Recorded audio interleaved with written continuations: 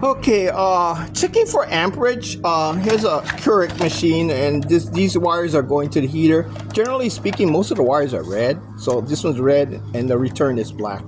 Okay, but you need an ohm meter.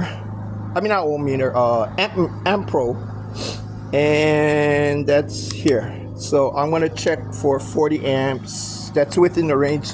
This one says it's about 5 amps. It's not, you'd have to plug it in. Okay, I don't have it plugged in. But what you do is what I recommend is before you plug it in, you connect, because you have to remove this and clip it on.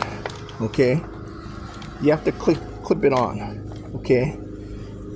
On one of the wires. So you don't want to do that with power. So you go ahead and plug it in, turn it on, and see what the reading is. Wow, how come I got a reading on this? Oh, DC. Select A. Okay, so yeah. Okay, this is not even plugged in.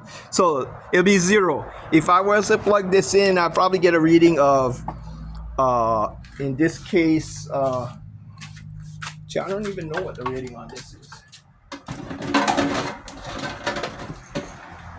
I think this is rated for like 6 amps. So you should get a reading somewhere around 6 amps on this, when you plug it in, turn it on. Okay. So that's one of the reasons why I'm not too keen on doing this. I mean, if you have the meter, then I assume you know what you're doing. But if you don't have the meter, you don't know what you're doing, don't bother getting one. Okay.